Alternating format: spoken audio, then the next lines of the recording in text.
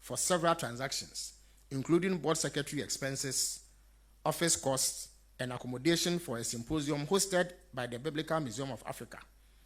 Out of a total of 949,847 Ghana cedis, an amount of 292,681 Ghana cedis remains unsupported. Unsupported expenditures and weak financial oversight in financial year 2022.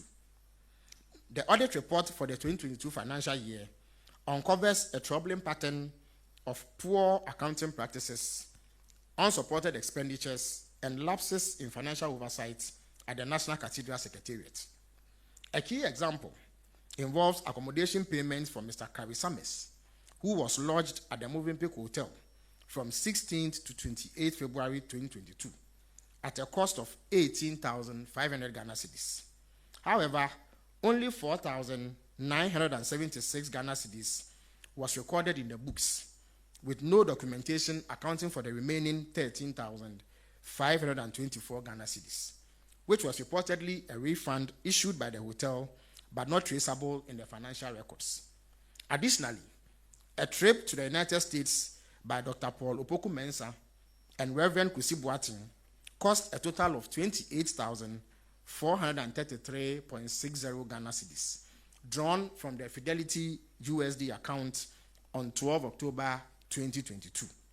Strangely, despite this prepayment, a separate approval of $20,504.95 for the same trip was later granted by the Chief of Staff on 18th October 2022, raising concerns about duplicated approvals and a lack of coordination in financial planning. Further issues include payments totaling $17,000 made under accountable interest without supporting documentation, covering hotel accommodation, which was $15,000, internal transportation of $1,000, and incidentals of another $1,000 for two unnamed officials. The absence of receipts or accountability for these funds suggests weak internal controls. Moreover, a memo from the head of operations authorized 20,000 Ghana cedis for payments to bloggers and media houses. However, there was no evidence of approval from the Director of Finance and Administration. While 14,700 Ghana cedis was disbursed, no documentation exists to confirm whether the remaining 5,300 Ghana cedis was refunded. Lastly, the Secretariat paid 117,180 Ghana cedis, equivalent to $18,000 at a rate of 6.51 Ghana cedis at the time, to the board secretary in January 2022 to rent accommodation. Yet again, there was a lack of supporting documentation to substantiate the purpose, duration, or approval basis for these payments.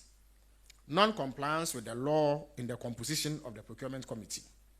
The audit report revealed that the National Cathedral of Ghana project violated Section 20 and the first schedule, that is Category B, of the Public Procurement Act 2023, Act 663, as amended by Act 914, in the establishment of its procurement committee. The committee, as constituted, failed to meet the legally mandated composition, including the absence of the key statutory members required by law.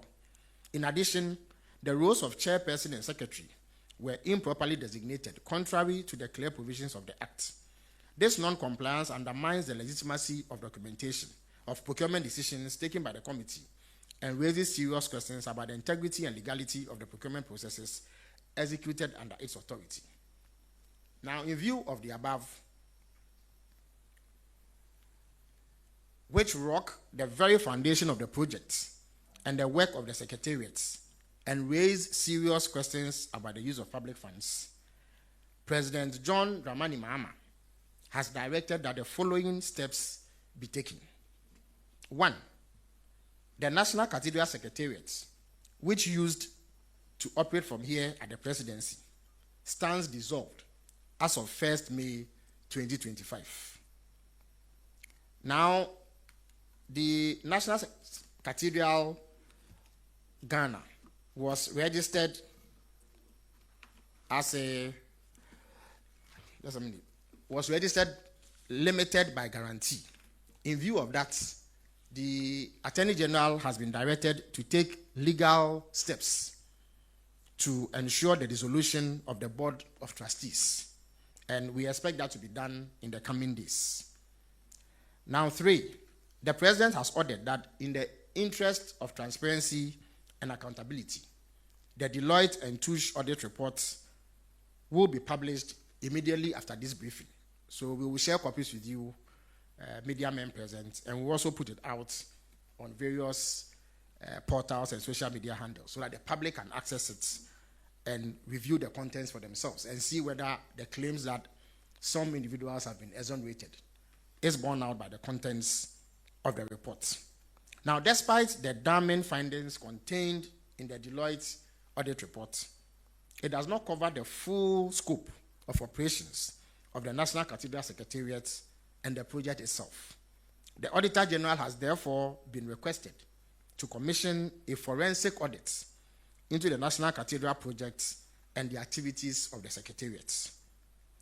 Now, the Attorney General and Minister for Justice has also been asked to take lawful steps to ensure the termination of the contract to prevent further costs and losses to the state. As I indicated, because of how lopsided the contract is, even as the contractor has ceased work at the site from March 2023 to date, he still continues to accrue payments.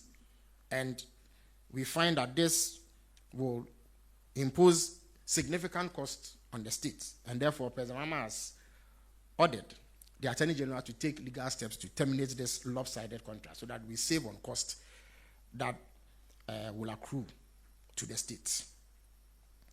Now, after the forensic report, after the forensic audit, decisive action will be taken regarding any impropriety determined and the future of the project itself.